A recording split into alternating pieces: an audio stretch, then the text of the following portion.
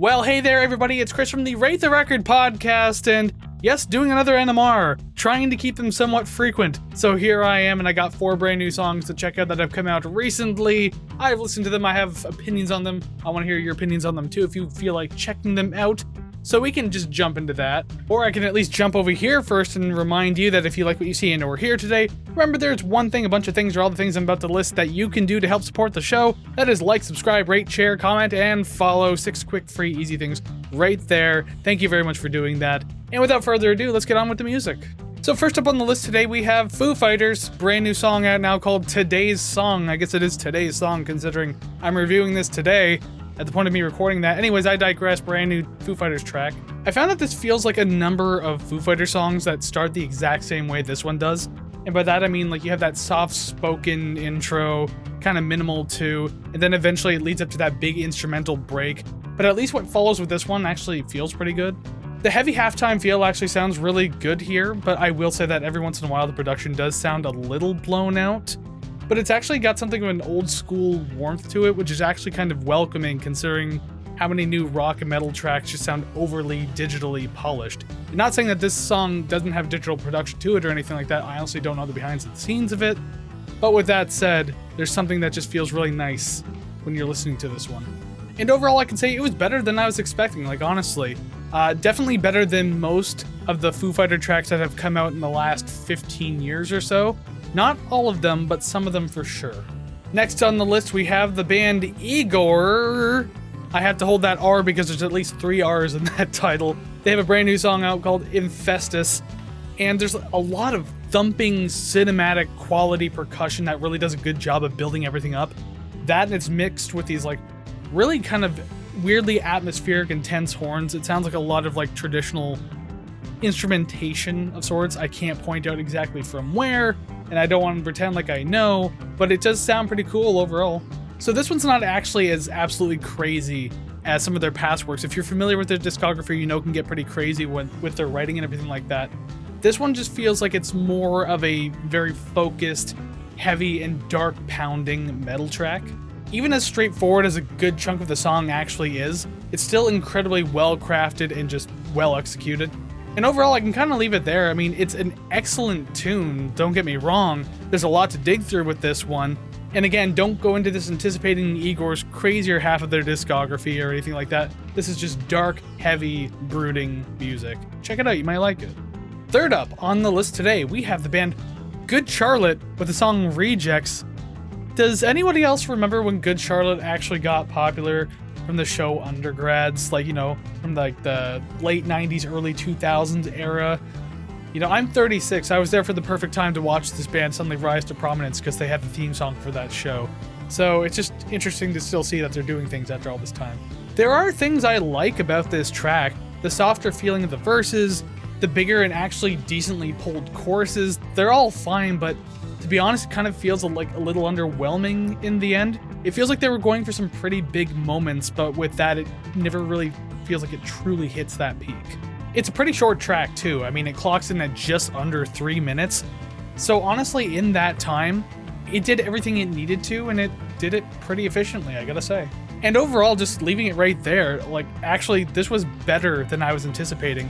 When I picked this song, I didn't think I was necessarily gonna hate it, but I didn't think that I was going to appreciate it as much as I did. Granted, it's still not a great song, but there are definitely some good moments in this one, so I don't know, maybe this one will stand up a little bit. Check it out. And finally, on the list today, we have DeMarco, an artist that I'm familiar with, heard a few songs from, but not like a whole ton, but I've liked what I've heard so far. Brand new song called Home, so I figured I'd check it out just to add more to my catalog of DeMarco music that I'm familiar with. This one's a very unplugged and pleasant track. I was very happy with the way this one felt, especially kind of like wrapping up the NMR. It just felt really good. Very chill strings all around, and by strings I do mean guitars. And then there's a bass that pops it a little bit, which is a nice little layer to have. Like, it's not completely in your face, but it's just bouncy enough to kind of have a little bit of life going through the song and not just being a completely like soft, smooth acoustic track. There's really not too much going on with this one altogether. It just feels like a very quick and simple idea flushed out in under 2.5 minutes. It's a pretty short song, but it's still really peaceful to have on for sure. And kind of a side note to my notes too, Does anyone else feel like the vocal presentation, like tone and just melody and everything like that, feel very reminiscent of the song Bellevue Avenue by Mondwheel Mood, if you're familiar with that song at all? I just think there's a lot of similarities in it. Not saying that there's any copying going on. If anything, I really like Bellevue Avenue by Mondwheel Mood. So the fact that I'm comparing the two is probably a good thing. They're both very pleasant, very nice. And overall, I gotta say, it's very pretty. I really, really enjoyed this one. Actually glad that I didn't pick up into anything else, like no like sudden beat pickup or anything like that. It was just pleasant. It cut itself off at the right time. Just, it felt very nice. It felt like a very intimate type of performance, like very small, personal, like a tiny desk concert type deal. So I really appreciated that. And also, I suppose I should listen to more Mac DeMarco, because if I've liked what I've heard so far, not just this song, but other smaller tracks too, like what is keeping me from listening to more of it? And that's all I have for the NMR today, so thank you very much for joining me, hanging out, listening to these songs. And if you did indeed listen to these songs, go ahead and down in the comments below, let me know of what you thought about these tracks. Did you love them? Did you hate them?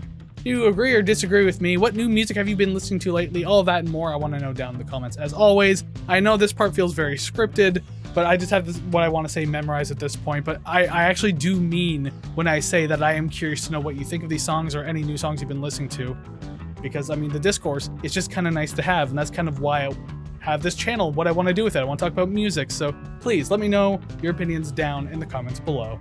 And of course, you can find all the places to do those things over at ratetherecord.ca. That is ratetherecord.ca. Streaming links, social media links, the RTR album chart for the podcast, so every score ever given to an album on the show can be found over there.